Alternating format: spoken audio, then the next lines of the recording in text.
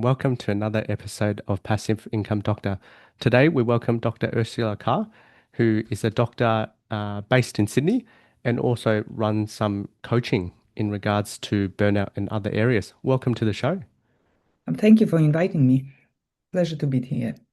No worries. Do you want to tell us, for listeners who are not familiar, a little bit about yourself and what you do? Sure. So I am a medical doctor who qualified in in England, and I moved to Australia in 2009. I was offered a position to work with Professor Kossad at Skin and Cancer Foundation. And currently, I am working at Kossad Dermatopathologist. Uh, just for disclosure, this interview doesn't have anything to do with my workplace. So I'm just here as an individual. But I am a dermatopathologist. What it means that I look at the skin biopsies and excision specimens to diagnose skin diseases. And I specialized in skin since, well, it would be 15 years or more. Um, I'm also a mom of four, a single mom because my husband passed away, of four now young adults. So I brought them out for the past, single-handed for the past 10 years. Um, I'm also an investor, and I've been on a quite crazy journey. With the investing after my husband passed away uh, because I didn't know much about property investing, about anything really. We just lived, got jobs, payments, and we spent some money, we saved some money, and never really thought about investing. We talked about it last time that in medical school they don't teach us about business or investing, so that's unfortunate. Yeah, so that's about like a brief introduction. And I would say also that my interest in burnout was because I've developed one during COVID times and several times in my life, but during COVID in particular. Um, and that was combination of a full-time employment and being a full-time mom for four young kids. Um, and I was in a quite difficult and position and quite severe burnout. I needed to take some actions, so I recovered by myself, but I did a lot of studying and self-development courses and so on, and self-help. And I then had an interest to share this knowledge with others. So I did coaching qualifications and set up Medic Revive, where I try to help other doctors and other medical professionals who are struggling with similar issues. Mm. Yeah, wow. Yeah, I can see you must have gone through quite a difficult time with the COVID, working a lot, single mum as well. How did you kind of get through that period? Because I know a lot of doctors, are prone to burnout as well. Like, how did you get through that period? Well, it was kind of a combination of various modalities. I I struggled because yeah, you don't know where to go for help. Obviously, GP is a first line usually of action or is person to see, but um, I didn't really well get, and I didn't really, sometimes you don't want to go to psychologists because you don't want, mental health because burnout is a recognized condition and actually is a state of severe exhaustion, and usually it is due to work or some life circumstances. And it's a recognized condition by WHO, but it's kind of vague, what is really burnout. And I can testify here that it is a very unpleasant state of fear, anxiety, total exhaustion. The sign was I was getting up in the morning and I just first thing I dreamt about is to uh, be asleep again. I wanted it to be evening so I can be in my bed again and Mm. sleep. Or I wanted to crawl under the bed and be left alone so nobody finds me. I don't want to go to work. I just can't do it. Like I can't do it. Yes. So it was that state was very severe. I had to take some time off work. We all know that we don't have much. You can't take much. Usually when you're employed, you get like 10 days a year. So usually doctors accumulate. I had some time, took some time, not very long, but just to recover, did some tests, seek some professional help, sought some professional help. But I've started really very intensely to look into various gurus and books Mm, and podcasts, and I came across Robbins, and I don't necessarily love this guy, particularly with his um, how to say it. He's very materialistic in my mind, but he does help a lot of people. And I came across a YouTube, a very short video, which was called uh, Tony Robbins priming or daily priming. It was like 15 minutes, but I must say that this YouTube video saved me at the mm, time because it's kind of like gets you into state um, of awe and state of altered state. It's like peak state, yes. he calls it, right? And it did because it just makes you to focus on things that are going well in your life, and there are always things going well in your life. You can always find something and to be grateful for.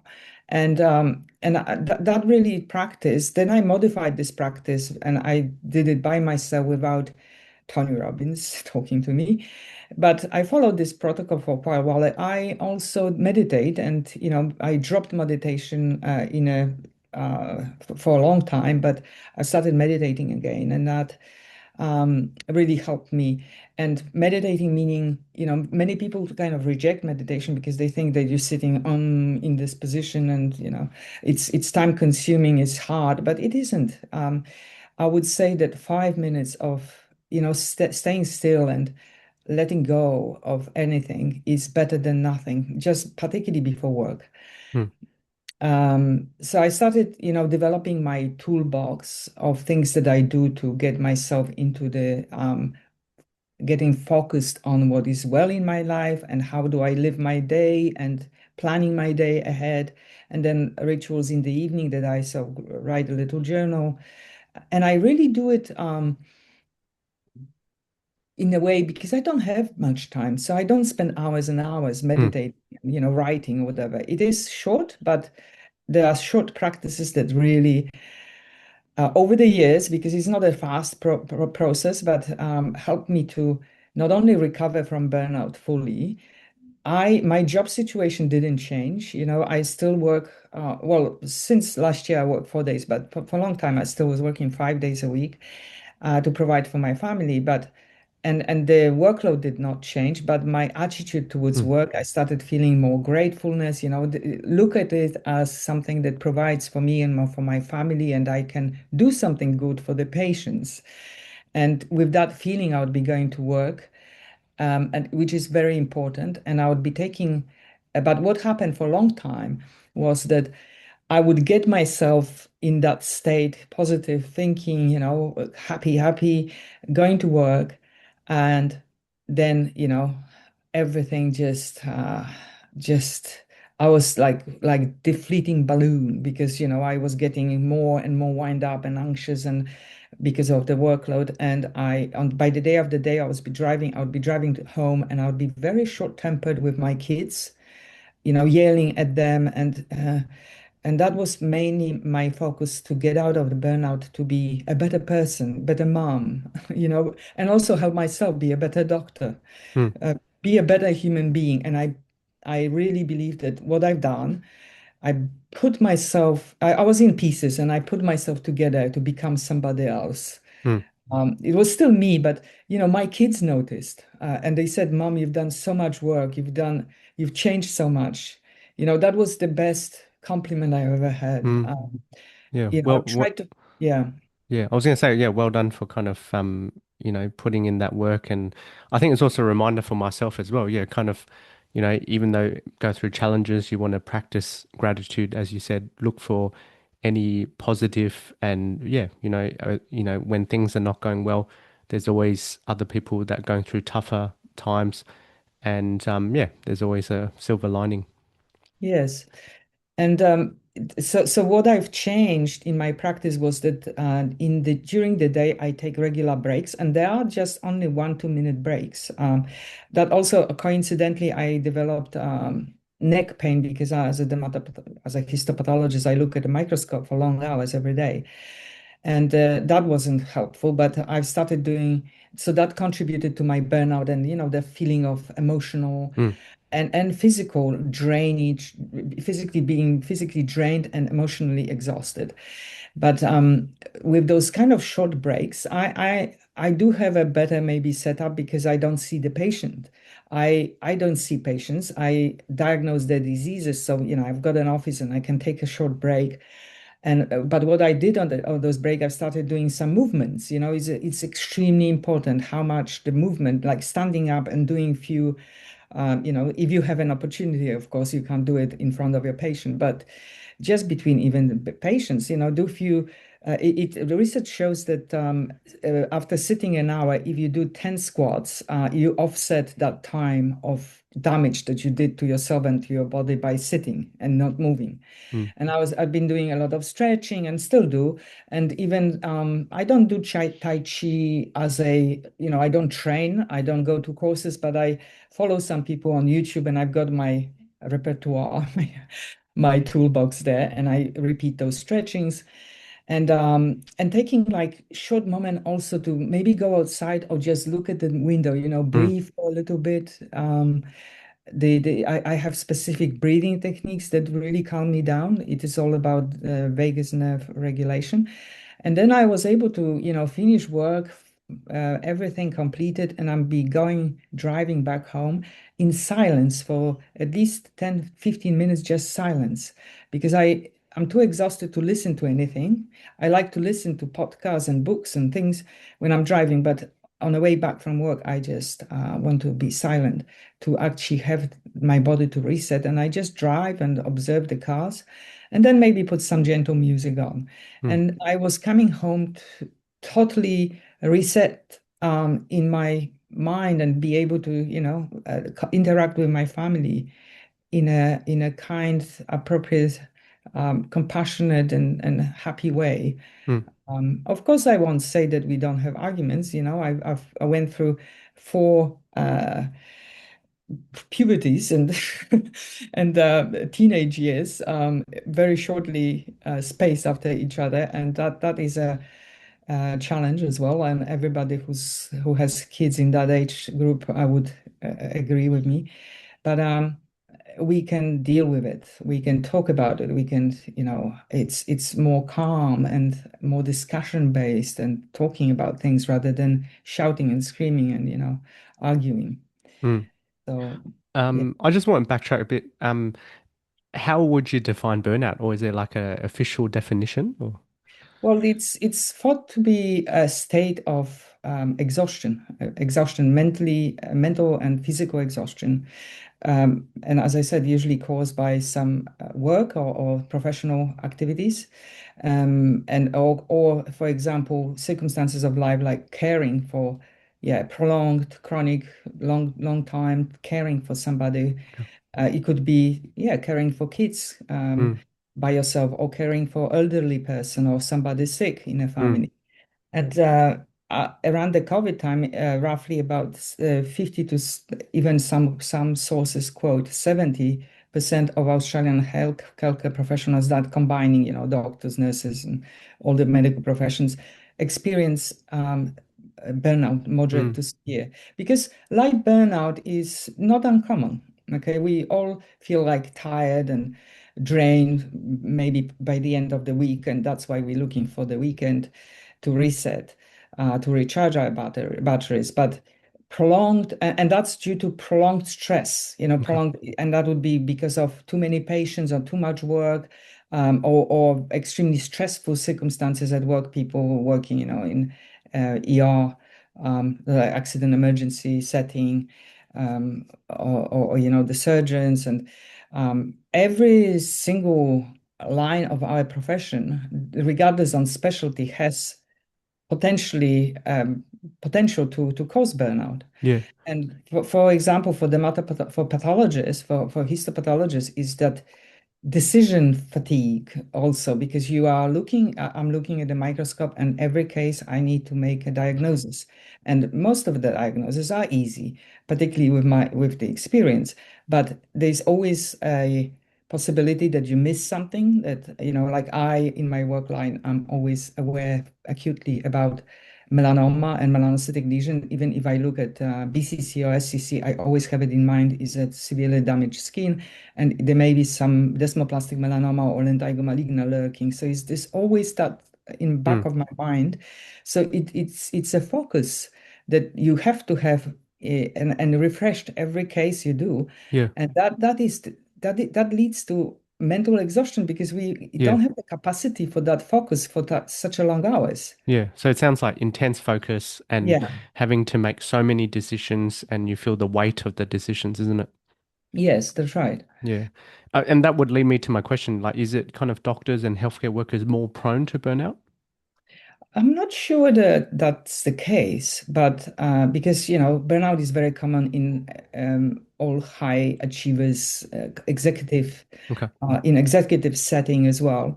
But because of the yeah, people who have a huge responsibilities, like people who lead big companies, and the decision affect many, many people, in their company or clients. But with doctors, we actually, you see, I always talk to my sister when I talk to my sister, who is a professor at in the university in Poland, and she's got a very demanding job and works very hard and gets burnout. But I say, I really cannot make mistakes. We all make mistakes, but I have this awareness that because of my mistake, somebody can die.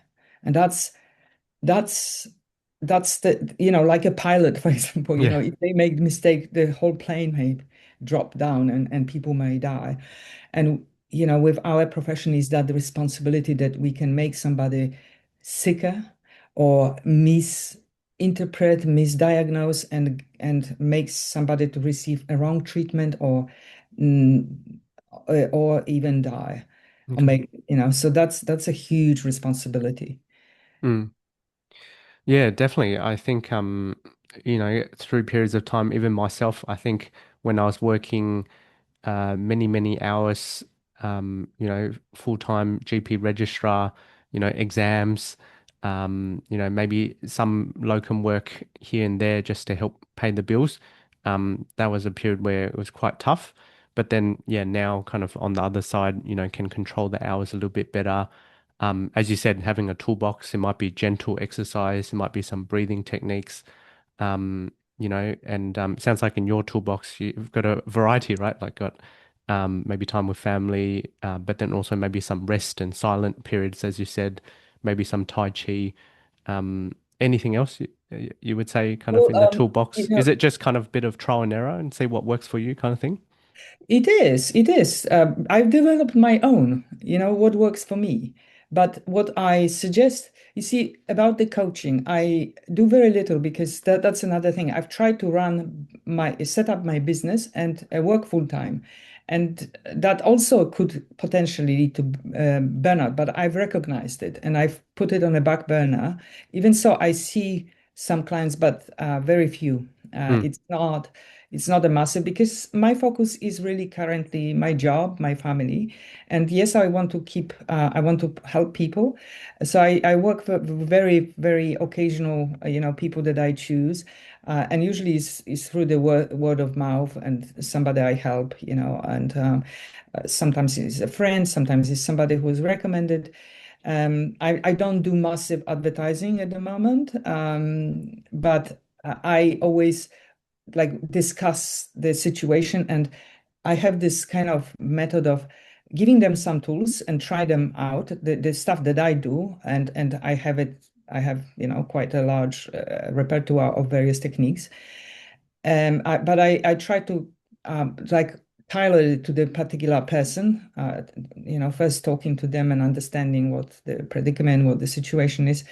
And what I do is to give them a few, like maybe two, three to start with, and try it. And also, these are not time consuming because I know the doctors, when you talk to somebody and say, well, go and meditate for an hour in the morning, they just cannot imagine that because it's just too much time, that we don't have often this time. So I made it short and it doesn't have to be long, doesn't have to be intense. But for example, what I advise, because it helped me, that usually in the morning I was receiving a message saying, message from work and, what the day brings and how many cases. And that made me extremely, well, not depressed, but how to say, anxious about the day ahead of me. So I don't touch the phone in the morning until I've done my routine. Mm, And that is, very simple thing that people can do is just to lie in your bed and listen to. I have a window open and I listen to the birds. I have live in a very quiet suburb, and so it's very quiet, but I can hear like the traffic humming from distance, and I find it extremely comforting. Like, and not only me, my daughters also say, it's like a humming in the background. And I think I kind of know that people are up and they're going to work, whatever they have to do is kind of like, I feel that connection. And it's silly maybe, but that brings me comfort. And I just lie there and I listen and I do my breathing. One of the breathing that I would like to point out is extremely simple and is extremely effective is called the physiological sigh. You probably have heard of it. Is the what we do when we are very upset and we cry. If you recall from the childhood, we so cry and we do this, this kind of like a heavy crying. So that is actually our way that the parasympathetic nervous system is resetting itself because it's two short intakes of breath and a long exhale.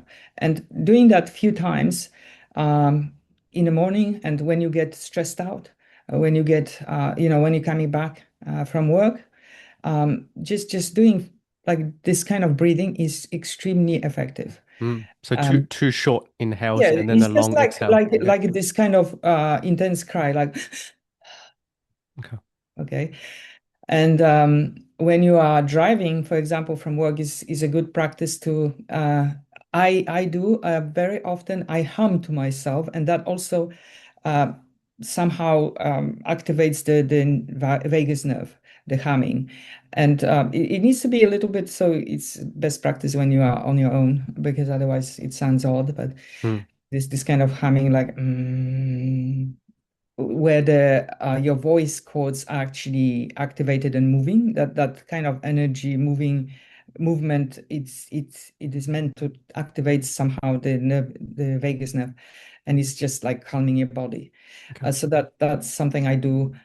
So I told you about what I do in the morning, just two techniques, breathing and listening to the noise. And what I would suggest, think about, and a third one would be, particularly for people who are very, very stressed out and burnout, try to think about something that is positive in your life. And if you cannot find anything positive, then probably it's time to go to see somebody, okay? Because we always have something positive. But even if you cannot find it, just go back to your past and find a moment where you were happy. It could be your wedding day, it could be the day your child was born, or something else, and bring back those feelings, that feeling of happiness and awe, of calmness, and relieve that moment, because our brain actually does not differentiate that well between what is imagined and the emotions what are being felt at the moment from the reality.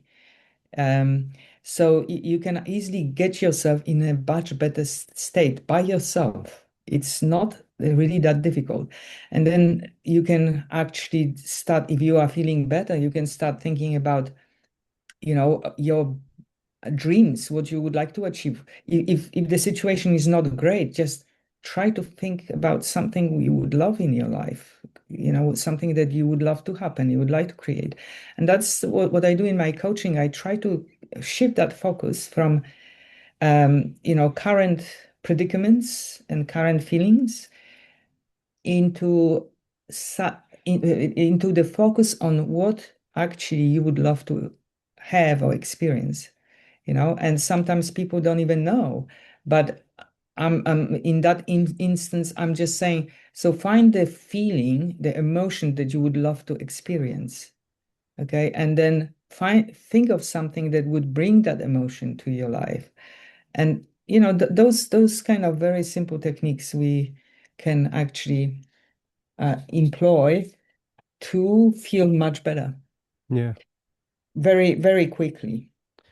And just finishing up, do you want to tell us a little bit about your coaching for burnout? Like, do you do you set certain number of hours or certain number of clients per week or per month? How do you like to structure things? I in my website medicrevive.com there is a program, like I have a short program at 4 weeks, one-to-one sessions, and then it's like 6 months and 12 months people can sign up for. But I am redesigning this at the moment, and I just want to work with people, whatever suits. Even if I offer a consultation like this, I call it Recovery Lounge, where 30 minutes is free. Basically, I can share some of my knowledge, and I do it to pay forward actually. And often there are registrars contacting me, and they don't have much cash, to spare, and it might be too expensive for them, whatever, but they're seeking some help, and I just do that for, to help out, to give them something to work with. And but I want to work with people in a way that I want to work with them, whatever suits. So if person wants to have another, just one meeting, that's also fine with me. It's not going to be sufficient, but it could give someone directions, and they may be fine with that. I also offer the money back guarantee, because I think if they don't, and they're not happy, and I'm pretty confident they will be fairly happy. So I never had anybody to ask me to give them the money back, because they just feel the value in it.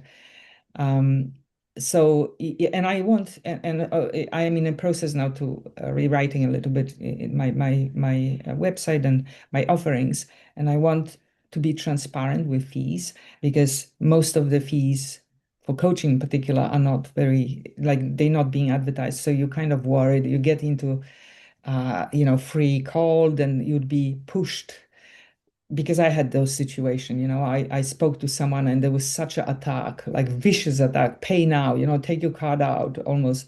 So people are very worried about that. And I don't want them to feel pressurized or any kind of discomfort. There is no pushing, because I'm not really desperate. I'm not desperate. This is me trying to help. And of course, I want to be remunerated for it, but it's not my main stream of income. It's not my desperation. I need the money. I need you as a client. It's up to the client. It's up to the person. They feel connection. They want to try. Let's do it. But yeah, I hate all those kind of pushing marketing calls. Yeah. So Yeah. finally, if people want to find out more about what you do, what's the best way to contact you? Um, Yeah, that's medicrevive.com. There's an email, and I'm just going to put my phone number as well, so that they can call me. There would be hours, because of course I now have Wednesday off, so I can maybe take a few more clients. But I don't want to have many, because I need Wednesday to recharge as well myself, my batteries. So I will leave my mobile number there. But it's with the specific hours, because the days that I work, I cannot have, I need to fully focus on my work, and I cannot be dealing with my other activities. But Wednesday and sometimes weekends, but not that's why it's not many, because I am very aware of my own need for having rest, recharging my batteries. I need a lot of exercise, and trekking and bushwalking and spending time with the family. That's very important to me at the weekend, not just work, work, work.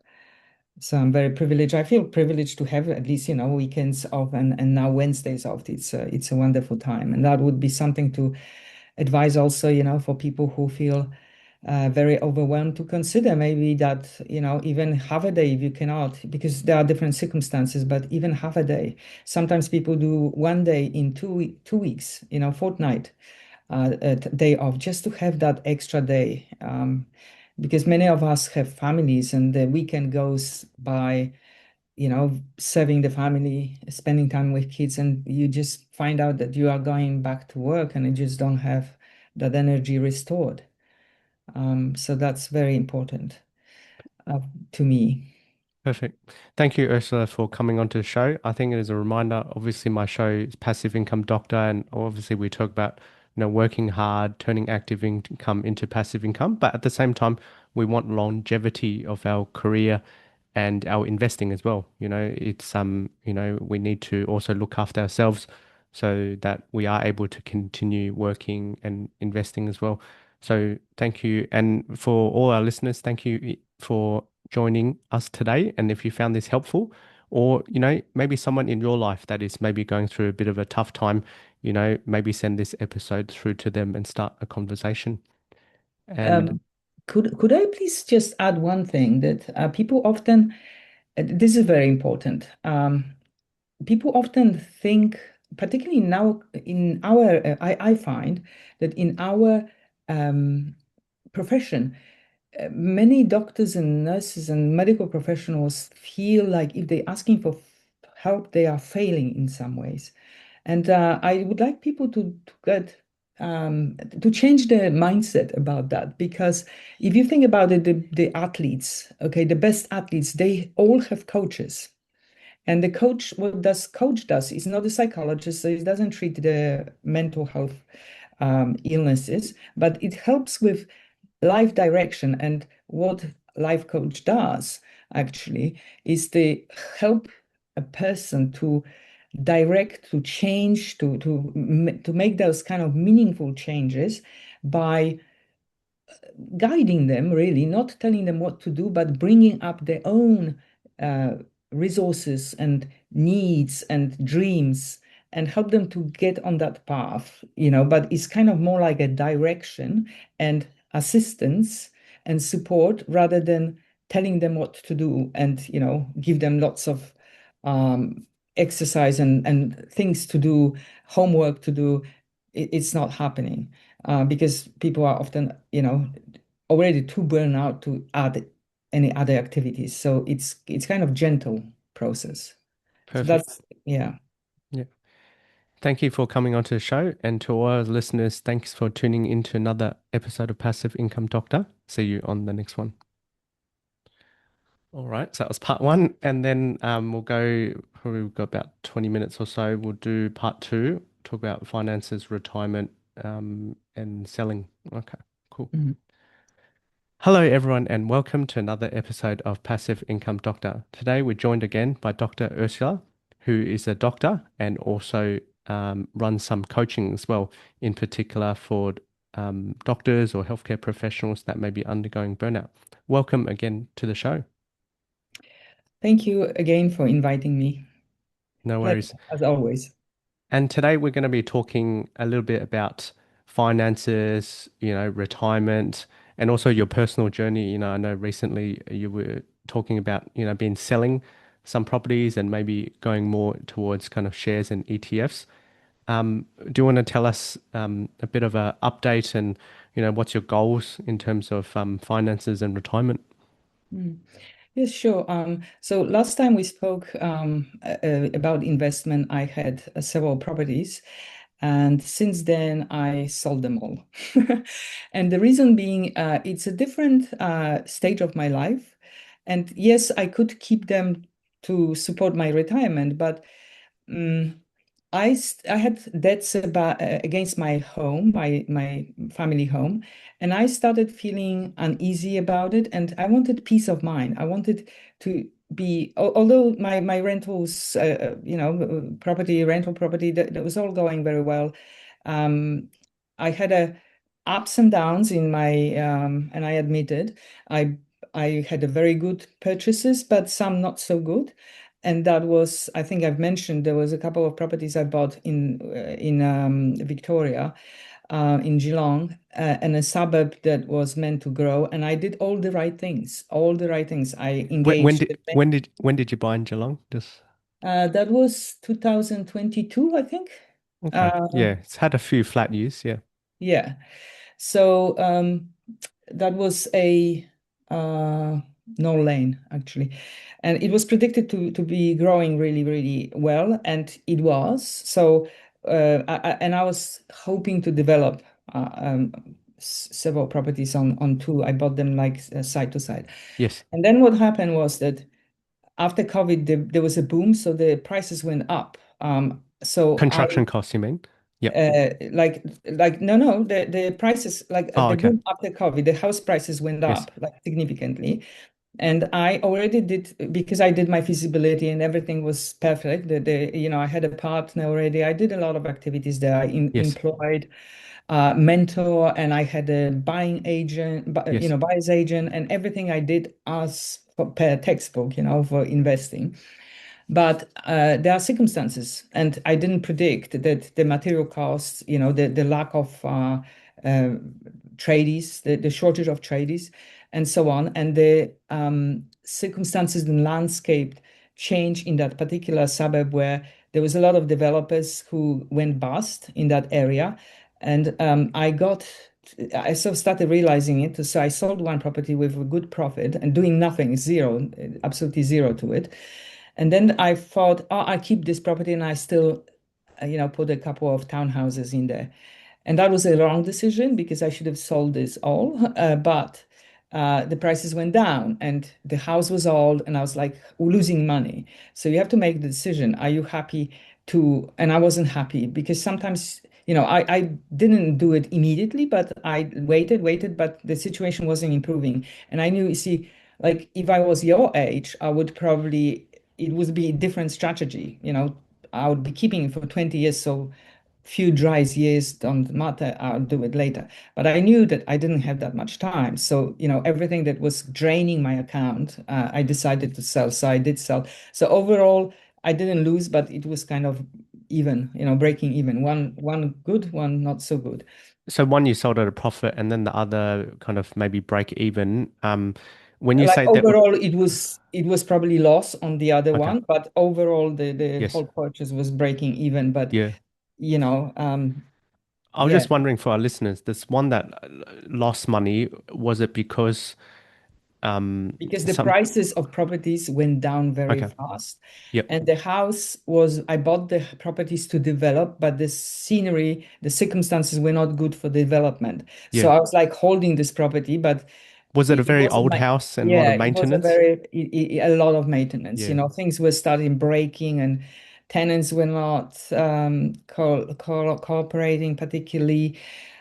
So yeah, there was a lot of issues, and it was a headache for me, and I decided to sell, Hmm. probably because as I said, in that stage of my life, I didn't want to hold Hmm. it and drain my account. Yeah. And then I had a property here in Sydney, which I developed like granny flat and a studio, so I had Yes. three incomes, and that was going very well. But the reason I decided to sell it, it was just to decided that in my current situation, I want to repay my home, have my home where I live, uh, like debt free. I own it, and I wanted to help my children as well with some studies, and I have four, so I just wanted to give them a little bit. And I had this in a structure of the trust, so I'm able to distribute, a funds amongst the kids as well. And yeah, that was the decision. And I wanted whatever what it was left to put it in shares. And for the past maybe 4 years, I've been learning a lot, about the shares, about reading, not just, and I did few courses and I was mentored because I wanted to understand it. I didn't know what ETF is really, how do you, so even like opening brokerage account. And I know now I use many tools and I, look up in seasonality, what trends are happening. Of course, that all now is very chaotic with Donald Trump being in charge, but market goes up and down. But I like the fact of liquidity that, as well. You know, if things go wrong or something, you can just sell it. Whereas selling a house is quite no traumatic, actually. You know, it could be very difficult to deal with all the issues. And yeah, so that's why this is because of my circumstances, and that's the decision I made, and I'm happy with it, actually, quite happy with it. Yeah. Um, I just want to ask, when you say courses, what type of courses was it? Some people go into the, trading shares and that sort of thing, or like, was there any particular courses that you found helpful yeah, or I invested a little bit in a company in the UK where I learned quite a bit about shares and how to analyze the market and how to. I had some coaching sessions with some, but now I'm with two guys also from the UK, and I have like I paid a specific sum, and they kind of work with me to make the best of my investment. But I have a lot of understanding myself, so I watch the market. yeah, I'm interested in it. I read, I subscribe to various tools that, they bring me, like investors.com and Money S- Monkey. And I know what is the calendar bringing. Like I know when, when to avoid, like, for example, purchases because the prices go up and down, where the earnings are, so the course was more of a general education course, like just explaining shares and very, dividends very and much detailed. earnings per share and calculating valuations of companies and that sort of thing. Yes, yes, but more details actually hands-on, how to buy, how to sell, the technical analysis. I'm pretty okay with Technical that. analysis. Yeah, yeah. Technical and sentimental and seasonality, and I understand that at least I still have fears, to go wrong, but you just have to make some bold decisions Mm. sometimes. Or was the strategy, are they teaching you how to trade? Is it like They buy, do. sell? They do that too. There's many people who do Mm. that. You just have to What's your thoughts about trading? Because some people do like day trading and, try do a bit to of day trading, but not kind of day trading. It's more like a swing trading that I keep a share for a week, a few weeks up to a few months. So I okay. do that too, because again, it is about the stage of my life. Um, my kids, I don't encourage that. So I ask each of my kids to open the account. They got some money, and I taught them, and I do it. Surprisingly, that half of the earnings, whatever they earn, they work, goes to saving accounts and Mm. then goes to shares. And my daughter, who listened to me at the age of 18, she opened the share account and doubled, her investment. And I reassured them, when the market goes down, don't even look because you've got so much time. If you continue what you're doing, you will be fine by the age of 40, 50, you'll be fine. If you continued, giving, reinvesting whatever you've got saved. And even, market crashes, we survive. And like, COVID, so many people lost money just only because they sold the panic and sold the shares. And then they started, if they didn't, the market just went crazy after. Mm. And the same now, people are selling and lots of people are selling. I do a little bit of that, but because my strategy is different, um, my strategy is I don't have that much time as my kids, I don't have 25 years of 30 years. I have less. I don't know how long, but nobody knows. But so I kind of I'm trying to help myself with knowing what goes well in which sector, in which cycle of the investment, what does well in particular cycles.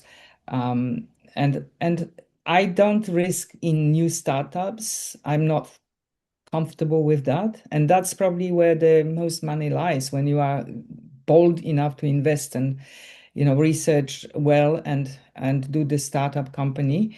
But a lot of people lose money too because the startup it never happens. So I don't do that. So do you like the more just buy the ETF, buy the whole market, or do you like, some people like to outperform the market by picking individual shares? So I like to outperform the market because of my life current stage. As I said, it's a strategy that I want to actually do better than just putting into shares, you know. So I said, depending on your goals and on your life cycle and of your, also personality and how you handle your emotions. As I said, young kids, my children, young adults, I told them ETF, and constant cash flow, like giving some more money, whatever you save. But for me, it's more like, I do sell and buy. And I Swing do trading. have, Yeah. yeah, but I do have ETFs as well. I do have, like core portfolio. Mm. How do you Um, find the time to do the swing trading? Do you just set stop this, losses every day yeah, or yeah, like, yeah. You just set stop loss and you kind of forget it because some of the like a swing, you don't have to like watch it, every minute. You just have a look every day and see what happens. And if it happens well, you can move, there are strategies, move your stop loss. But day trading as such, I don't have time or particular interest because it's just time consuming. And I don't want to spend my Wednesday off, mm, looking at the trade to go up. But it's I know people who do it very successfully. So yeah. it is again strategies that you choose. And I guess what I can say to people who are listening, if they want to learn about shares, most of the platforms, the popular ones, would have some free content. They like I use IG, but they have webinars, they have content.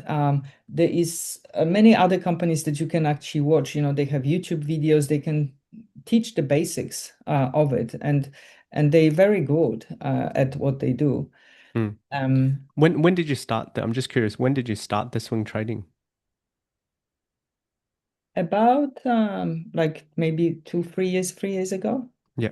And how's it going? Like, I'm just curious, right? Like, compared to, say, if you just bought ETFs, like overall, kind of outperform ETFs or a little bit It does. underperform It, or, it does. But I do have now one that I have experience in knowledge and I have some support as well. So, we have like meetings and these like general kind of overview of the month, what to expect. They send you a watch list, but I do my own. mm. So I usually spend Sunday evening to look at the market, what happened, where we are, what is going well, what is not going well. And, Do you track your performance compared to the, because index funds, let's say, 7% a year, do you kind of do calculations and track, make sure you are outperforming that or? yeah, yeah, I do. Yeah. Okay, awesome. And also, This is very easy to see because, you've got all the data there. You can yeah, see how much you up or down or whatever. yeah. At the moment, for example, the market is down generally, so many people would be panicking, but the best thing is to sit this one. I think it's how I do it.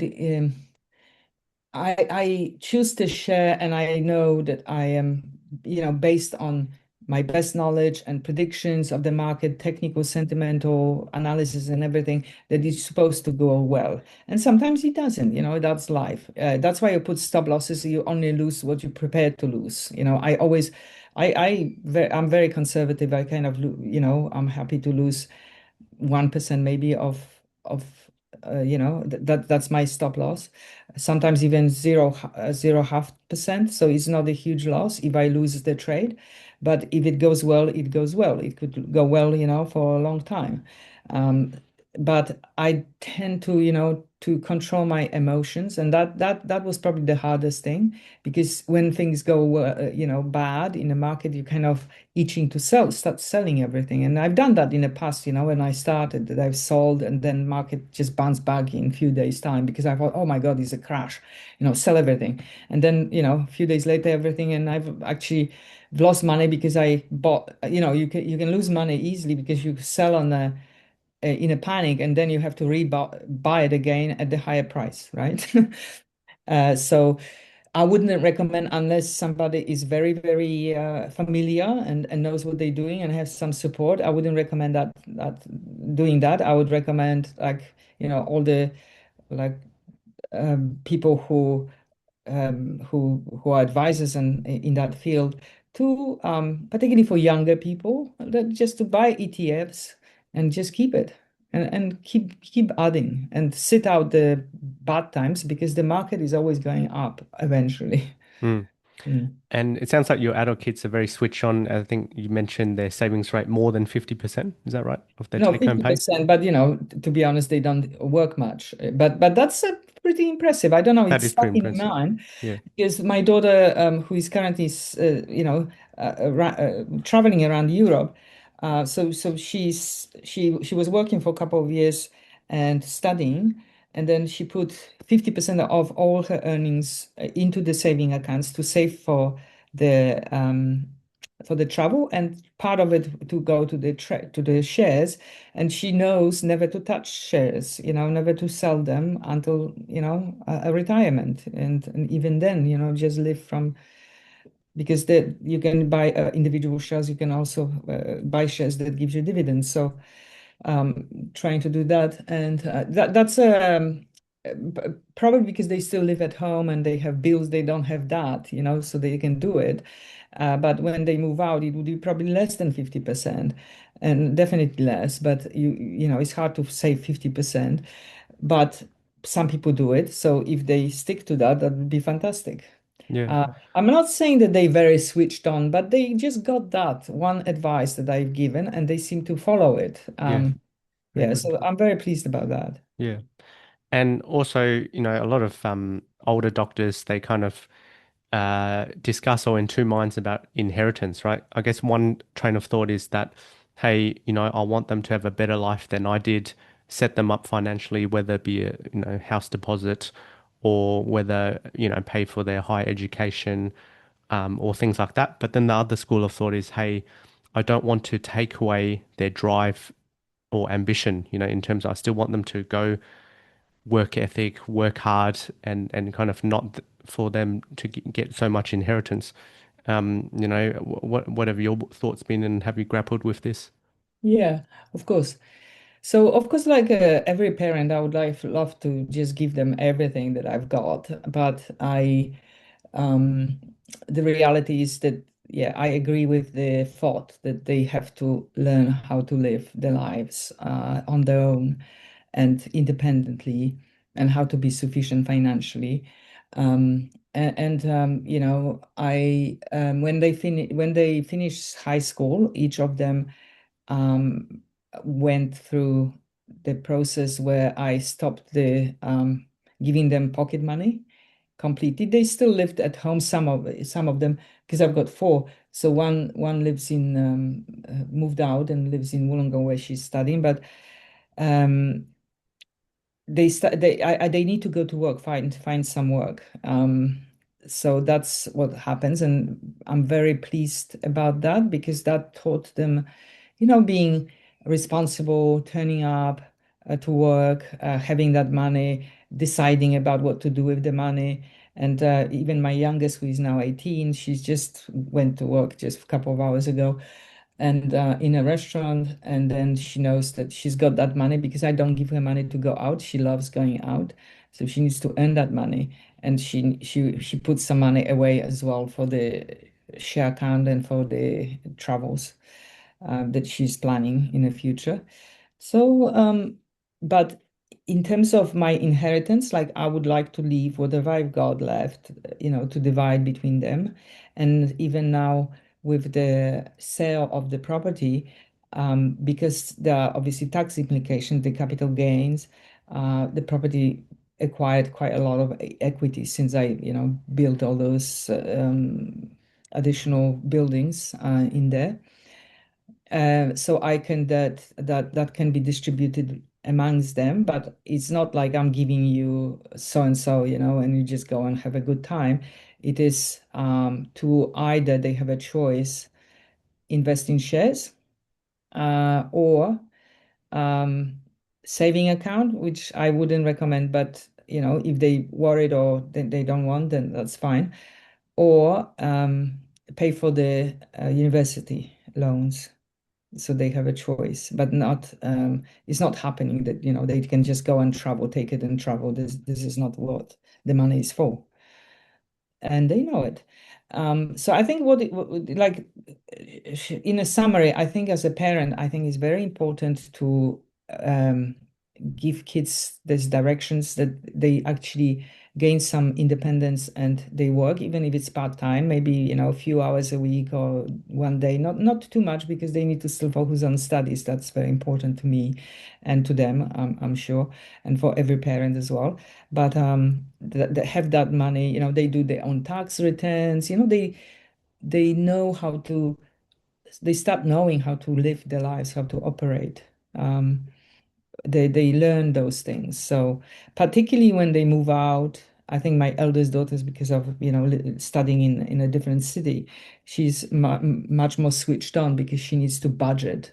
She knows where to buy, what to buy, to be to have sufficient funds to survive the week and have enough money to pay the bills and so on. Yeah. And for yourself, is there like a passive income target you're chasing from the shares and ETFs? Like, sounds like you've sold some properties and got a bit of a stash in terms of shares, ETFs. Are you trying to generate like a certain income or Yeah. before a certain time or Yeah, so the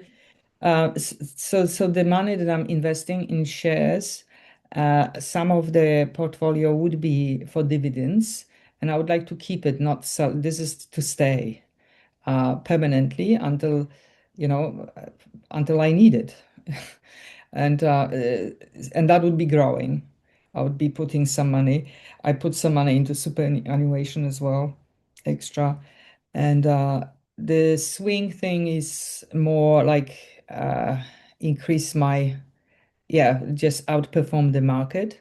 But so this combination of income as well, because yeah. I want to have a additional income when I retire Yeah.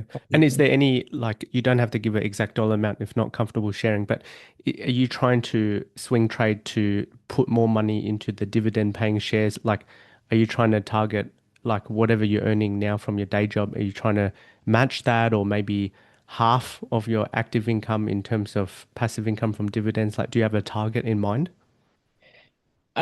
That would be probably too ambitious, to get the current income from shares because there would have to be a lot of shares.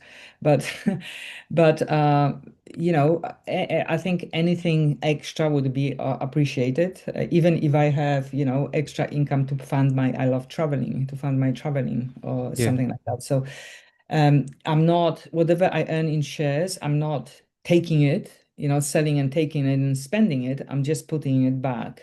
And depending on, I've got a strategy, and I've joined, yeah, so there is a strategy, there is a portfolio, and I, I'm just, like adding to the portfolio and buying more of certain shares, to give me that comfort of having that income.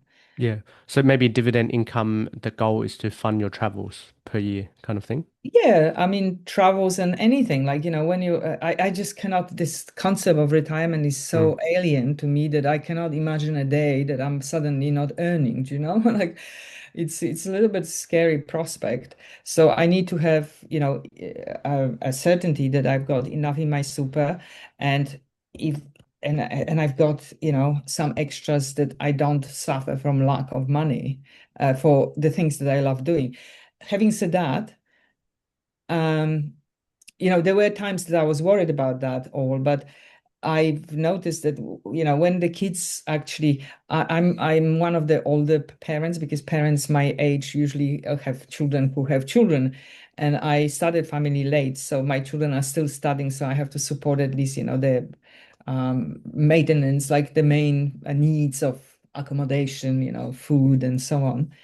Um, so but I know that when they move out and I'm on my own, my needs would be very minimal, because I'm just very happy to just spend days very cheaply, like going, on bushwalks, which doesn't, I have a hybrid, so I charge my car, um, probably downsize because the house would be too big, like so. The future is bright. I know that my spending wouldn't be horrendous and huge. It would be very minimal, Mm. and I'm happy with And that. But and I that do is like travel, yeah. so that's And that yeah. is one hack, isn't it? Because people say, "Oh, I need this huge nest egg to have a huge passive income." But yeah, for some people, if your living expenses are not that much, you might not need such a large passive income. So I guess maybe from your shares, maybe if you, it depends how expensive your travel is per year, but maybe like 50 grand or something like that per year. Yeah, Like just, yeah, yeah. 50, That's what 100 I would grand. love. Yeah, Yeah. that's what I would love to have, and I will get to that point, or even if I get more, then even better. Yeah. But it's the accumulation phase, like fast accumulation since I've started, and that's why I put some of the earnings from the property into the shares, um, and yeah, and just adding whatever I can. Yeah. Um, Well, it's good you have a goal kind of working towards, fund your living expenses, which doesn't sound too much, and then also fund some travel as well. Yeah. Um, at the moment, of course, the expenses are much higher because of supporting, my daughters. But yeah, as I said, I can see how little I could, for example, spend on food because I've got my dietary requirements, and for one person, it's not a huge deal. And when you downsize and the bills go down, I've just invested in batteries. So I've got solar system. I've got electric, like hey, hybrid, not fully electric, but I drive almost for free. Only sometimes I need to use petrol, very very rarely. And all the stuff like that just goes down dramatically, and we just wouldn't need such a big, there is no need to be worried about having such a big passive income, in my opinion. And also, what I would recommend to listeners is do the budget. I've done very thorough budget. I used to have like automatic payments going from my when I get my salary to various accounts that I've got. But now I do it manually. So I make my manual decision, like, my decision, okay, how much money? And what I do is called the money river technique, that you get your payment and you pay yourself first. So I put some money to super, some money to savings to use then into shares. So that's my first transaction. And some money I've got me account where I put some money that I can go to my hairdresser, massage, whatever sort of extra I want, or travel and so on, funding.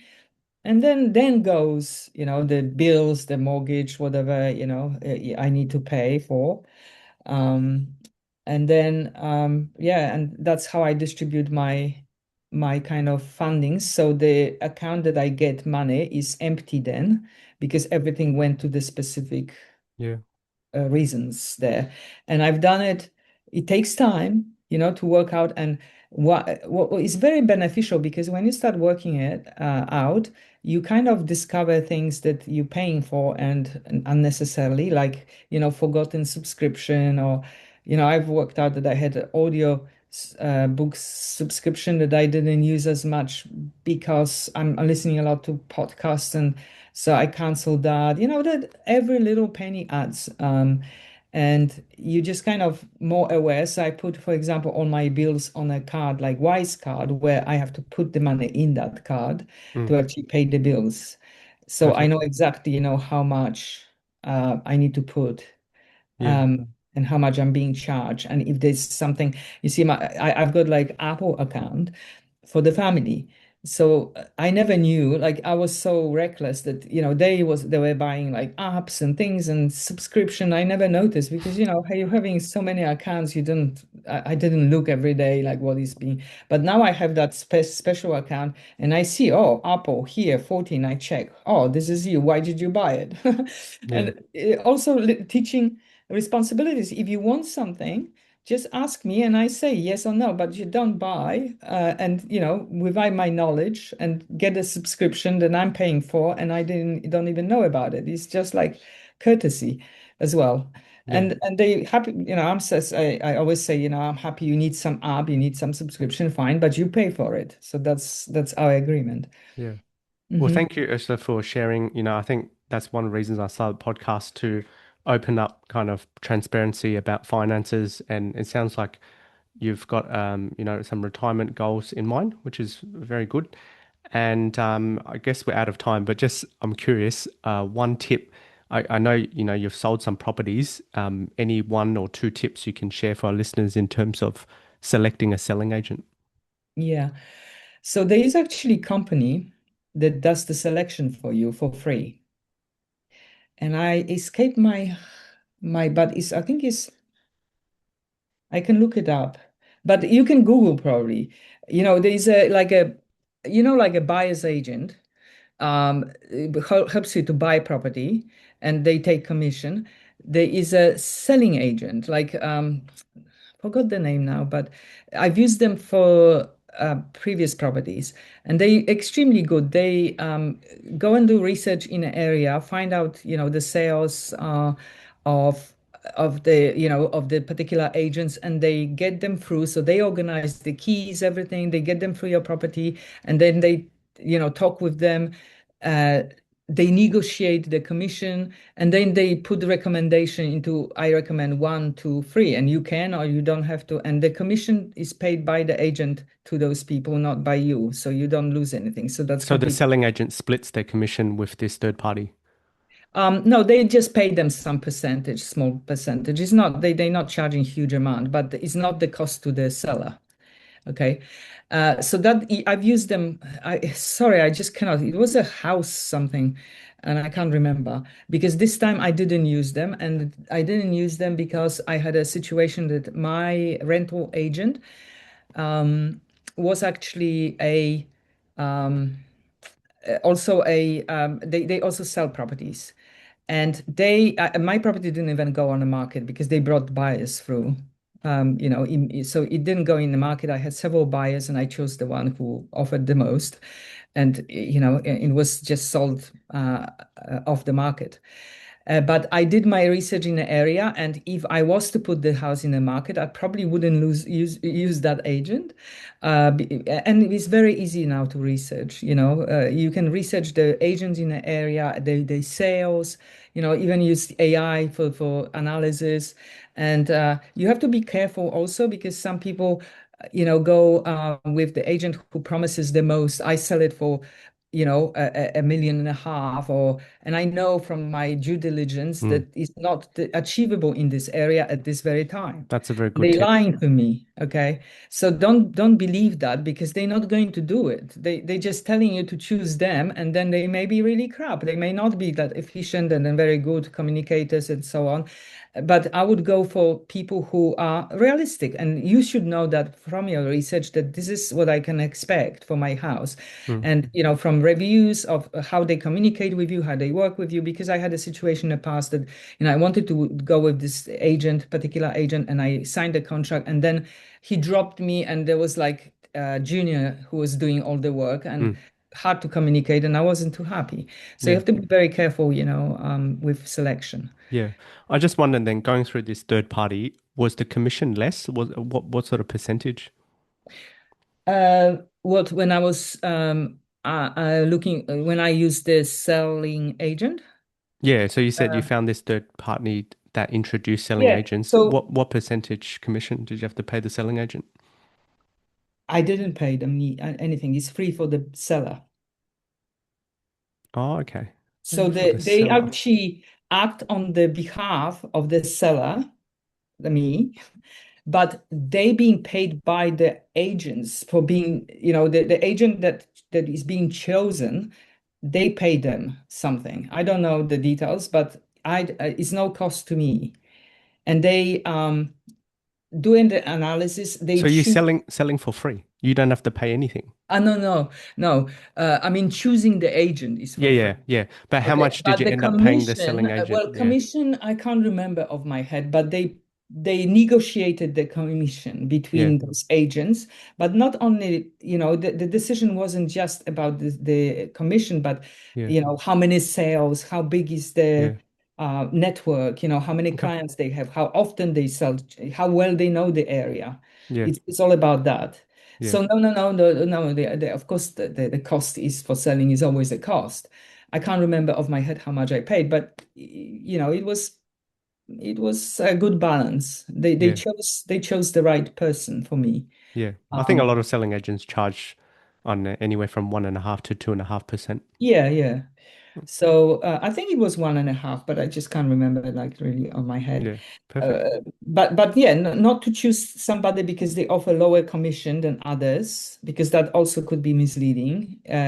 Because it may take longer, may be very unsuccessful. You may just drag and drag forever. Yeah. Sometimes it's better to pay a little bit more, but the agent has got tons of clients and they usually know the value. Yeah. And I might uh, do an episode myself on selling because I've had some stories as well. So yeah. Yeah. yeah.